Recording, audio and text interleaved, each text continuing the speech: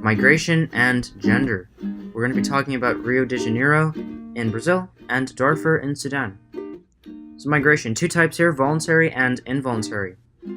As for voluntary, that's Brazil here. Anything you need to know about them, huge disparity between the poor and the rich. And a lot of those poor people are living what's called the favelas. These are shanty settlements that utilize whatever resources are available.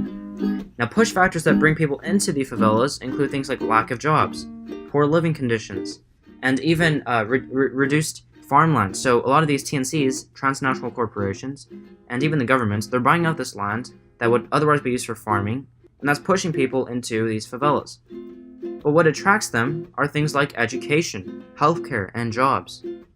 More on this rural to urban migration pattern, life in the favelas is highly unregulated. It's where about a quarter of the population lives, and to this day, even following pacification, that series of police raids in the early 2000s, they're still dominated by gangs. Nonetheless, these communities, they're highly creative. You can find lots of resources online showcasing this, but they make the best of what they have. They really do.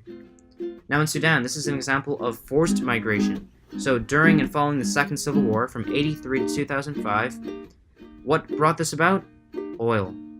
And as a result, there's a lot of starvation, war, persecution, and drought, and this all led to a high crude death rate, and to this day that still persists. And they have to meet this in order to sustain such population numbers with a high crude birth rate. Pull factors, simply escape. So they're going from Darfur to surrounding regions in South Sudan.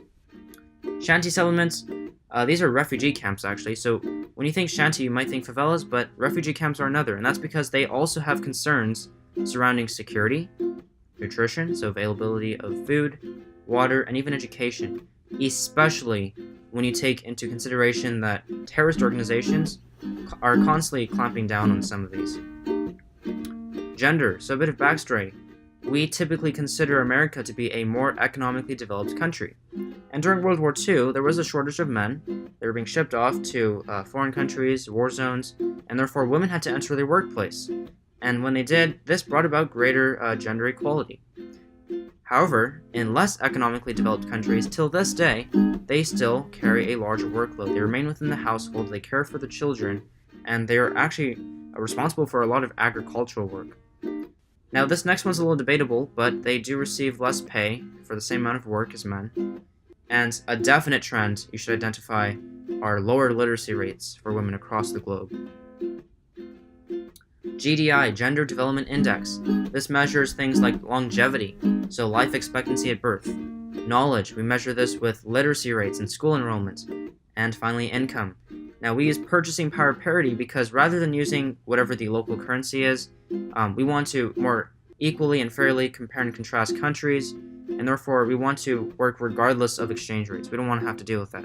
So we use a single measure here, PPP. GEM, Gender Empowerment Measure. This measures things like political participation. So is maternity leave that is paid available? What is the quality of life like for women? Economic participation. Are they in the workforce? And power over economic resources. Do they own land? Now, unfortunately, very few countries have enough data to provide an accurate measure of GEM, and that just tells you something about gender equality as a whole. So women across the globe are disadvantaged across all three areas. And when we talk about these indicators, there's one that's going to rule them all, so you want to focus on this a little more, and that is Gender Inequality Index. This is replacing GEM, and this is replacing GDI. This measures things like reproductive health, so fertility rate, and what percentage of mothers live or die after giving birth. Adolescent fertility, how many kids my age are giving birth to children. The lower, the better.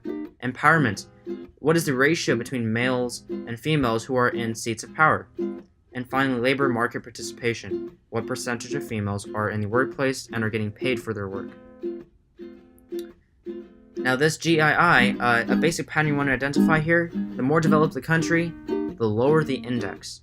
That's a little counterintuitive, but when you think about it, you want less inequality. And so that's why there's the inverted scale. We'll be looking at a map to further identify this trend.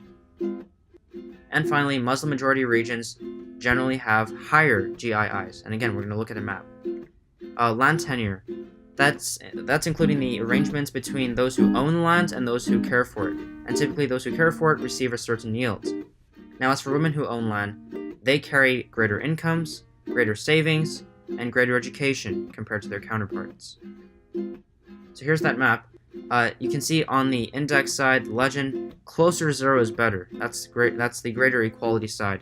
And if you look at Africa, where a lot of Muslim majority regions exist, you can definitely see that pattern where the GIIs are higher. What's interesting here is, when you look at China and the US, we typically associate foreign countries such as China with fewer human rights, but it's interesting how it contrasts with what our expectations are. Now, as with the GEII, or really any composite indicator, these are averages and these are national averages, so they are not representative of maybe local vicinities and populations. So that goes for Human Development Index, life expectancy at birth, gross domestic product, and purchasing power parity. These are averages, they have their weaknesses. Now, looking at something like maybe life expectancy at birth, something that can sway this heavily are things like death at an early age. So when you look at these two graphs here, you might be thinking, well, geez, you can live almost 30 years longer in Switzerland. And that may not be the entire story here, because the infant mortality rate in South Africa is a lot higher. So a lot more children are dying in their first year of living. And that's artificially lowering the LEB for South Africa here. As always, make sure to subscribe and provide comments so I know how to improve these videos. Thank you very much.